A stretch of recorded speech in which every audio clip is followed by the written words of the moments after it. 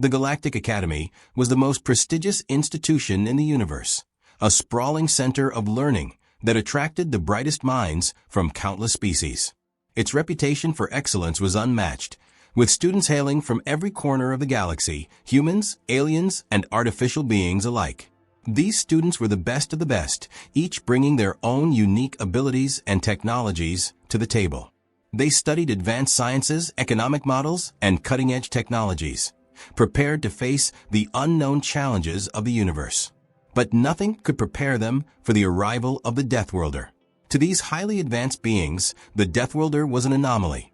From a planet where the very air could kill you and the ground would devour your flesh, his kind had evolved to survive in conditions most alien races couldn't even imagine.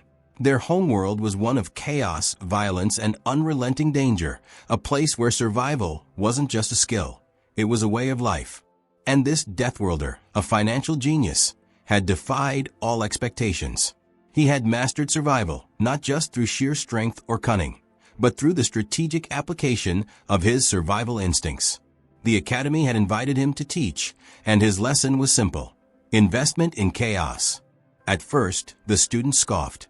How could someone who came from such a primitive, unstable planet possibly have anything to teach them about the intricacies of galactic economics? After all, they had access to powerful AI, complex algorithms, and entire libraries of data from centuries of research. The Deathworlder's methods seemed crude, grounded in the harsh realities of survival rather than the polished theoretical models they had spent their entire lives studying. They believed technology was the true path to financial success. But everything changed the moment the Deathworlder spoke. With calm, deliberate words, he flipped their world upside down. Your technology is impressive, but without the ability to adapt to the unpredictable, it will be your downfall. The students, confident in their superiority, didn't take him seriously at first. But that would soon change. What happened next would astonish them all. This was no ordinary class. It was about to be a clash of civilizations, a battle between the cold logic of advanced technology and the raw, primal strategies of survival. And only one could prevail. At the Galactic Academy, the brightest minds of the galaxy convened to shape the future of their civilizations. Located on an artificial, floating megaplanet orbiting a dying star, the Academy had become the pinnacle of knowledge and innovation. Its curriculum was vast, covering every field from quantum physics to social engineering, and its professors were considered the elite of their respective fields. The students who graduated from this prestigious institution often went on to become the leaders, innovators, and policymakers of their species, guiding the galaxy through its most uncertain times. This wasn't just any school. It was a hub of intergalactic power, where the wealthiest species and most powerful corporations sent their brightest minds to prepare for the future. Some of the galaxy's most advanced economies operated from within the Academy's walls. It was here, at this temple of knowledge, that the most brilliant minds from across the universe would study the most advanced and abstract theories of economics, finance, and investment. The students were taught about stock markets controlled by sentient AI, interplanetary trade routes, and the intricate web of politics that connected every world in the galaxy. In the Academy's newest batch of students, one group stood out. The students of the Intergalactic Economics course were particularly sharp. Each one had mastered the art of financial analysis and forecasting in a way that had never been seen before. Their minds were conditioned to focus on the long term, using complex simulations, modeling, and probabilities to predict market changes across hundreds of planets at once. To them, money wasn't just a tool, it was a language, a game, a system of infinite possibilities. They had systems for everything, and every potential outcome had already been mapped. But the Academy had invited a special guest this time. It wasn't the usual multidimensional economist, the AI supercomputer, or even a seasoned galactic trader. Instead, the Academy had invited a human financial guru, one who wasn't bound by the strict rules and systems that governed their galaxy-spanning financial markets. His name was Corvus Stroud, and he was a Deathworlder. Stroud, a name that sent ripples through the galaxy, had built his wealth not through sophisticated models or advanced technology, but by surviving and thriving in an environment where the very air could kill you. His homeworld, Kasara, was one of the most brutal and dangerous planets in the universe, known as a death world for its unpredictable climate, violent predators, and natural disasters. Yet Corvus Stroud had not only survived, he had prospered in these extreme conditions. He had learned to outsmart the environment, adapt to the chaos, and ultimately build a fortune by recognizing patterns in the seemingly random events of his hostile world. Stroud's reputation as a self-made financial genius had made its way to the Academy after a series of shocking investment moves he had made on Kasara that earned him an obscene fortune. One of his most famous feats was turning the planet's local currency, which had been all but worthless, into one of the most valuable in the galaxy in just a few short years, simply by using survivalist tactics in his investments. His ability to see opportunity in chaos was what made him a legend. The Academy wasn't interested in his wealth alone, though. They were interested in his unconventional approach to investment. It wasn't the shiny tech or elaborate algorithms that caught their attention, but rather his instinct for reading the unpredictable and volatile nature of markets, something the students had never even considered. The invitation to the Deathworlder came as a shock to many. The idea that a person from a primitive, violent world could offer anything of value to the galaxy's most advanced financial minds was laughable to some. But the Academy saw something else in him, a wild card, an outlier whose methods weren't based on predictable patterns or complex simulations, but on survival instincts honed in the harshest of environments. And so, the classroom was set. As the Deathworlder entered the room, there was a silence that hung in the air, a silence of curiosity, skepticism, and a little bit of disdain. His reputation had preceded him, and the students were ready to dismiss him as just another quaint, outmoded relic from a backwater planet. What they didn't know was that they were about to have their worlds turned upside down, and their minds shattered by the most unexpected of teachers. The questions that would follow Stroud's lesson wouldn't just be about financial strategies or market trends. They would delve deep into the nature of wealth, survival, and the unseen forces that govern the universe's most dangerous worlds. What they were about to learn wasn't just about making money. It was about understanding the chaos that lay beneath it all. It was time for the Deathworlder's lesson. The students of the intergalactic economics class sat in rigid rows, their eyes trained on the front of the lecture hall. Every student here was a prodigy, sharply focused, highly analytical, and accustomed to being the best at everything they did. The teacher they had been assigned, Corvus Stroud, didn't quite fit into the usual mold of an instructor. He wasn't dressed in the fine robes of the prestigious professors that adorned the Academy, nor was he flanked by an entourage of advanced AIs that typically assisted the professors. Instead, he wore practical armor, rough and utilitarian, bearing the scars of a lifetime spent in the harshest environments. His hands, though calloused, were steady as he laid out his materials on the table before him. The whispers began almost immediately, as the students exchanged skeptical looks. How could someone with so little formal training in economics possibly teach them anything of value? They had studied quantum algorithms, hyperintelligence models, and futuristic trading systems for years. This human's approach to finance was bound to be primitive and outdated. Stroud, however, paid them no mind. He had seen the looks of disbelief before in countless negotiations and investments on his homeworld. But instead of reacting with disdain or arrogance, he began his lesson with a soft chuckle, breaking the tension in the room. "Let me tell you a story," he began, his voice low but confident. The students leaned in, half out of curiosity, half out of a desire to see this strange man fail. "Back on Kasara, my world isn't a place where you rely on fancy tech or supercomputers to make money.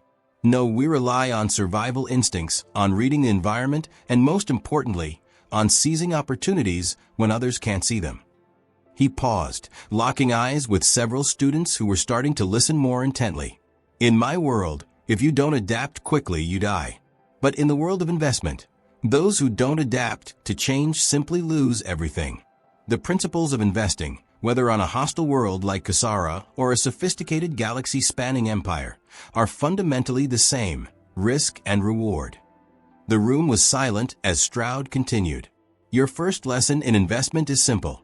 Identify the risk, then mitigate it as best you can.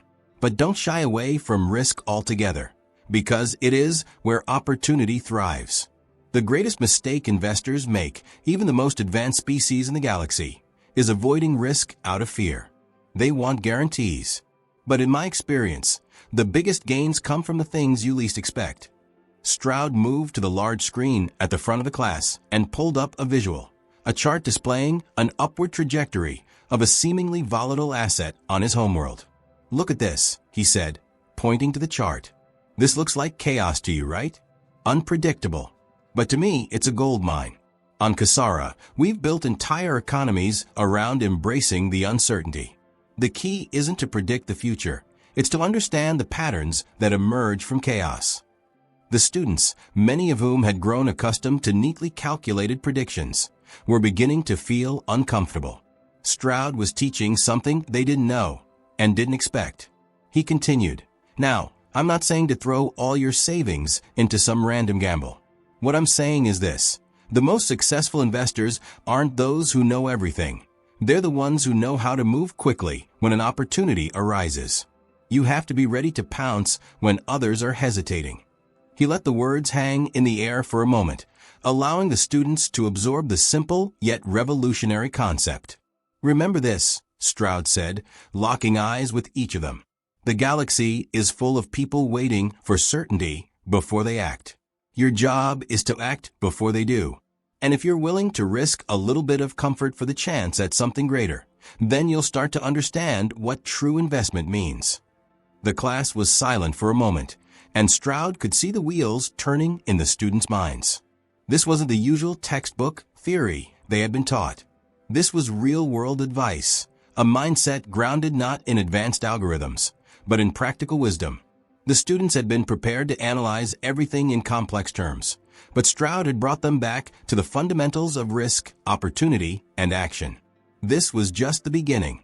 They had no idea what Stroud had in store for them, but it was clear that their ideas about investment, wealth, and finance were about to undergo a massive shift. And for some of them, it might just be the most important lesson of their lives. The class had barely settled into the rhythm of Stroud's teachings when he presented his first challenge. The students, still skeptical, had listened to his words on risk and opportunity, but the true test would be how they handled failure, something Stroud knew all too well from his years of battling through the hostile wilderness of Kasara. The lesson he was about to impart would test them, not just intellectually, but emotionally. He stood before the class, his weathered hands resting on a large hollow pad. The screen flickered, displaying the details of the first challenge, a live market simulation. "Here's how it's going to work."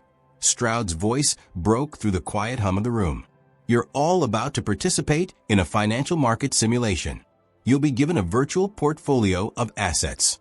Your goal is simple: grow your wealth over the course of 5 trading cycles. But there's a catch. Half of you will receive information that is inaccurate, misleading even.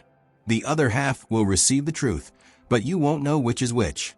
He let the silence drag out, watching the students squirm in their seats. The room was filled with nervous energy as they eyed each other, wondering who would be on the winning side.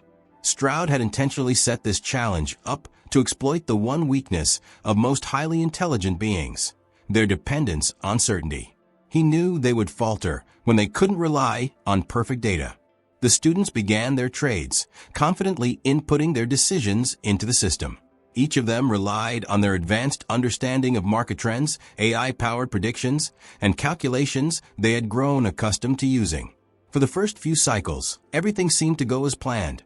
Profits were rising, and many students began to relax, believing that Stroud had given them a challenge that they could easily conquer. But as the simulation continued, things began to take a turn. Some students noticed their portfolios start to tank. Assets they had heavily invested in were plummeting in value, with no clear reason why. Others found themselves stuck in seemingly stable investments that no longer yielded any returns. Panic started to ripple through the room as the students struggled to make sense of the chaos unfolding before them. Then, in a quiet corner of the room, one student, an alien from the peaceful planet of SciFi, whose species was known for its calm demeanor and precision, slammed their fist on the desk, shouting in frustration. "This isn't supposed to happen. The data is wrong, it's all wrong." The alien's outburst caught the attention of the others, and slowly, the hum of panic turned into whispers. Failure was something the students weren't used to. They were trained to be perfect, to predict the future with nearly mathematical precision. But this wasn't a predictable environment. This was life, and life, Stroud knew, had no guarantees. Stroud watched them, a hint of a smile tugging at the corners of his lips. This was exactly the moment he had been waiting for. His students, so used to control and precision, were now failing. And they were failing hard. The Xiphorian alien, trembling with anger, turned to Stroud. "This is impossible. Why didn't you tell us it was going to be like this?" Stroud took a slow step forward, his expression calm, but his eyes sharp. "Welcome to the world of real investment," he said, his voice carrying a weight of experience. "In the real world, things don't always go the way you expect. There are no guarantees. You learn to adapt or you get left behind. That's the price of playing in the big leagues." As the simulation ended, Stroud paused for a moment, watching the room filled with frustrated, confused, and defeated students. He knew it wasn't easy. In fact, it would be downright humbling for them. But failure was the most important lesson, and only by facing it head-on would they learn how to move forward. "Remember this," Stroud continued, his voice more intense than before. "Every investor, no matter how successful, has faced failure. It's not the failure that defines you, but how you respond to it. The real lesson isn't about making the right trade. It's about how you bounce back when everything goes wrong." For some of the students, this was a wake-up call. They hadn't been trained to deal with failure. In the world of calculations and predictions, there was no place for mistakes.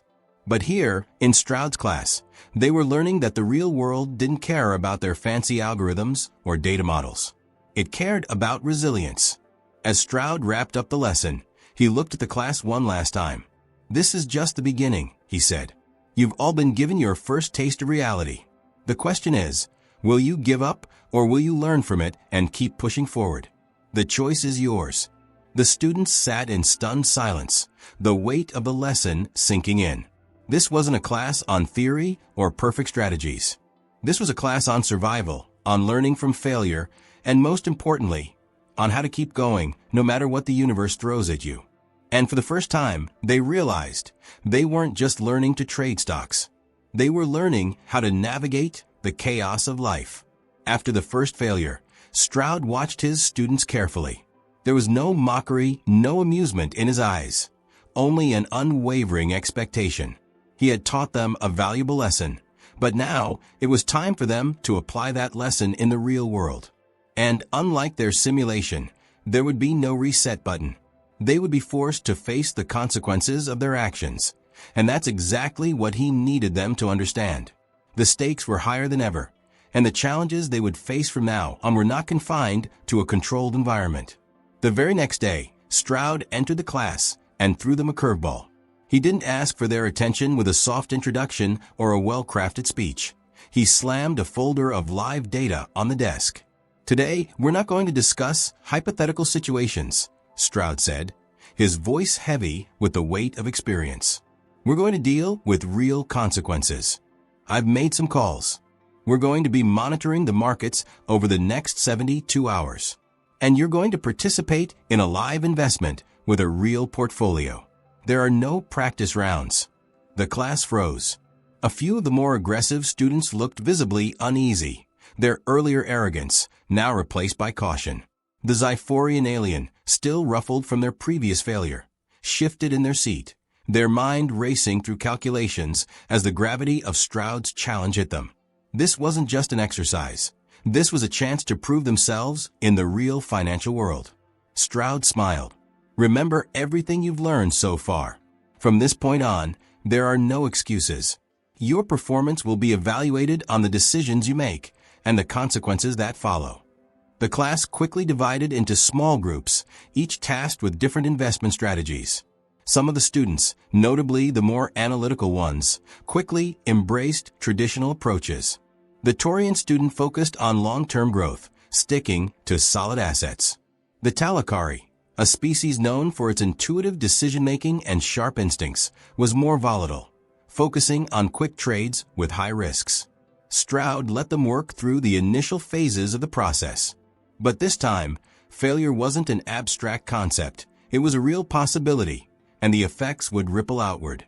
As the first day of active investment unfolded, Stroud noticed a profound shift in his students' approach. Their hunger for success was palpable, but more importantly, they had learned how to think under pressure.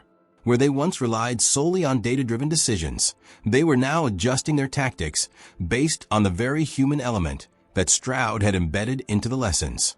Risk had become their shadow. The Xiphorian, for example, had taken a more cautious approach, waiting for a moment of stability before jumping into a volatile market. At the end of the first day, there was an unusual quiet that fell over the students. They hadn't expected the emotional toll that real-world consequences could bring. The constant pressure of monitoring the market, the small ups and downs, the nerves creeping up their spines as the value of their portfolio fluctuated. This wasn't just an academic exercise. This was survival.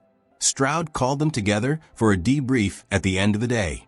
As the students filed into the room, Stroud could see the weight of the world on their faces. They were visibly tired, some with pale skin, others with furrowed brows. They were grappling with the consequences of their actions. The Xiphorian student stood up first, their voice shaky but determined. "I tried to avoid risks," they said. "But now, I see the value in calculated risks. I kept waiting for the perfect moment, but it didn't come. I missed opportunities." Another student, Akasu, one of the more brash and confident beings from a planet of fierce warriors, hesitated before speaking. "I made a risky move, betting on a volatile stock, and I lost everything in an hour. I thought I knew what I was doing, but I didn't consider the human element. I was too focused on the numbers." Stroud nodded, listening intently. "That's the point," he said, locking eyes with each student. "You can't rely solely on the math or the predictions. The world doesn't play by those rules. You have to adapt. The real world isn't just about knowledge. It's about understanding how your decisions affect everyone around you." He paused, letting the weight of his words sink in before continuing. "And that's the key here. Investment isn't just about making money. It's about seeing the bigger picture. It's about risk, reward, loss, and recovery. And now, you're beginning to see just how complicated that process really is." The next few days followed in a similar manner, with the students struggling, adjusting, learning, and growing. Stroud was like a silent observer, rarely intervening unless absolutely necessary. He let them fail, let them lose, and let them come to their own conclusions. This was the most important lesson. On the final day of the challenge, Stroud gathered the students once more, this time with their portfolios in front of them. As they analyzed their results, the room was quieter than it had been in days. There were fewer words, but the intensity in the air spoke volumes.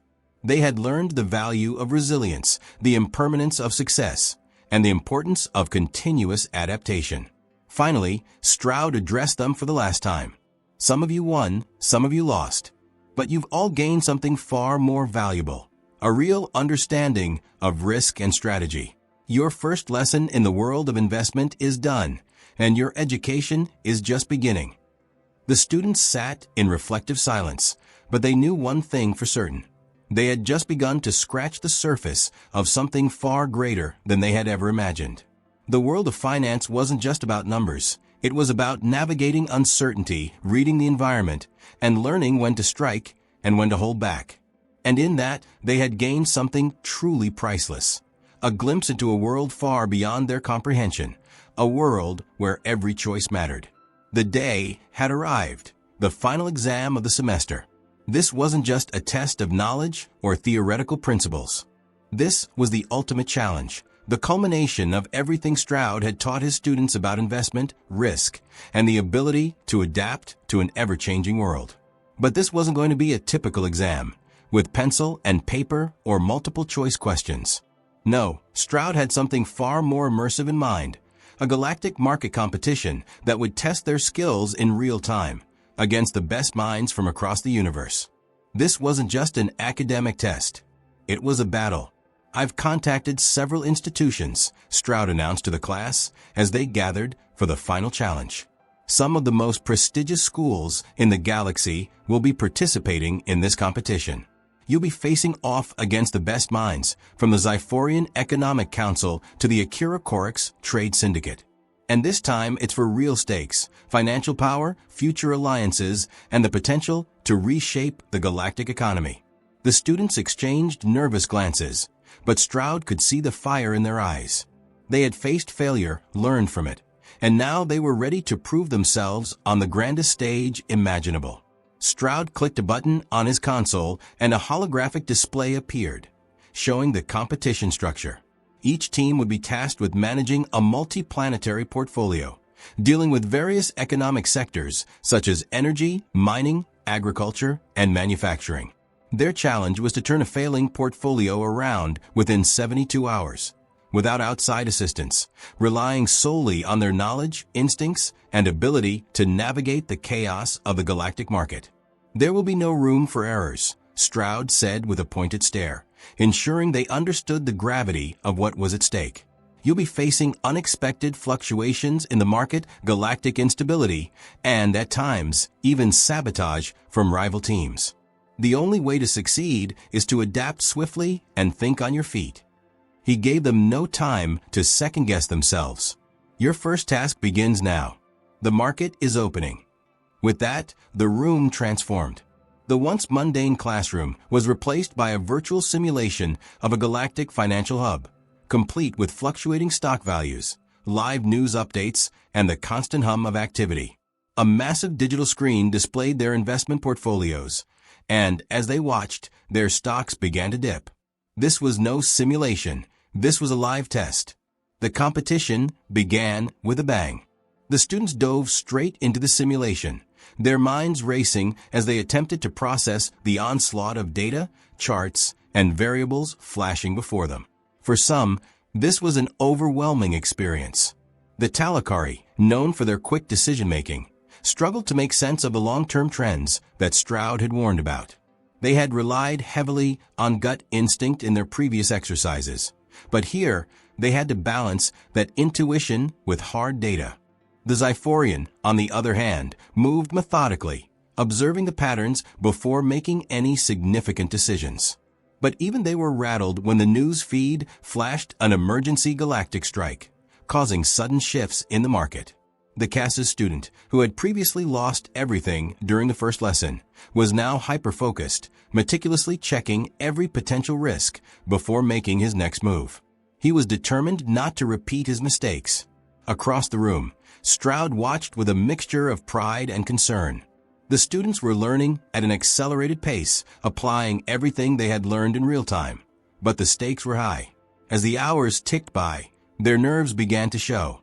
Some of them were aggressive, making rash decisions in hopes of quick gains, while others were playing it too safe, avoiding risks altogether.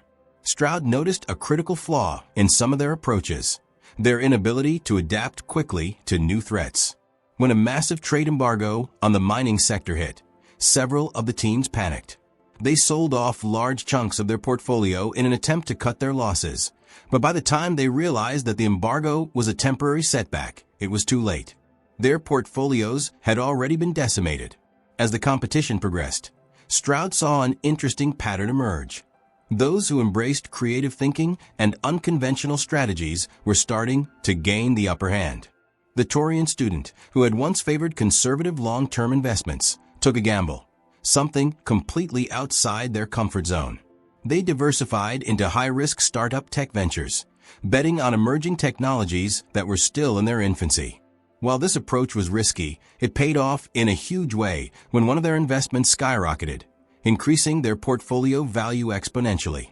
Meanwhile, the Zyphorian student made a move that stunned everyone. After observing a spike in organic resource demand on a distant planet, they shifted their entire focus to sustainable energy solutions. The other teams had overlooked this niche market, assuming it would be too volatile, but the Zyphorian had the foresight to capitalize on it. Within hours, their stock value increased dramatically. Stroud had seen the shift. His students weren't just applying what they'd learned. They were thinking outside the box, drawing on their diverse perspectives, and leveraging their unique strengths to turn the tide in their favor. With only hours left on the clock, the competition reached its climax. The stakes couldn't have been higher. Some students had lost everything, while others were on the verge of a breakthrough. The energy in the room was palpable, sweat on brows, quickened breaths, and the rapid clicking of keys. Each decision felt like it could make or break their chances. Stroud stood in the background, arms crossed, watching them carefully. He saw them in a new light. These weren't the same students who had stumbled and fallen during the first lesson. These were adaptable, strategic, and resilient thinkers who had learned to manage risk, fail gracefully, and pivot when necessary. Finally, the countdown reached 0. The competition was over. The students stood in silence as Stroud called the results. "It's not about who won," Stroud said as he looked at the class, his voice filled with approval. "It's about how you approach the game." The ones who succeeded did so because they applied everything they'd learned. They took risks. They adjusted. They adapted. One by one, the results flashed across the screen. Some students had won big, others had lost it all. But Stroud wasn't focused on the numbers. He was focused on the growth his students had shown. As they left the room, Stroud felt a quiet satisfaction. They were no longer students. They were investors, ready to take on whatever the universe threw at them. The final exam had ended, but their true education had just begun. As the competition ended and the students stood silently, their minds processing the whirlwind of events that had just transpired, Stroud gathered them once more in the center of the classroom. The lights dimmed, and a calm sense of reflection filled the air. The digital scoreboard had flashed with results, but Stroud wasn't concerned with numbers or rankings. What mattered now was the final lesson, the one that couldn't be quantified or calculated by any algorithm. "All of you have now seen how volatile and unpredictable the market can be," Stroud began, his voice firm but full of understanding. "You've learned how to make calculated moves, how to analyze data, and how to take risks. But there's one thing that no algorithm can teach you, no system can predict, and no market can control." The students exchanged curious glances, unsure of where this lesson would lead. Stroud walked slowly, deliberately around the room, allowing each student to feel the weight of his words. "It's wisdom," Stroud continued. "Wisdom isn't something you can program into a machine. It's not about making the perfect trade or having the right formula at the right time. It's about understanding the human element, the emotional intelligence that makes decisions in moments of pressure, uncertainty, or chaos." He paused, letting the silence deepen as the students absorbed the gravity of his statement. When you're dealing with real-world investments, you'll often face situations where logic alone won't suffice.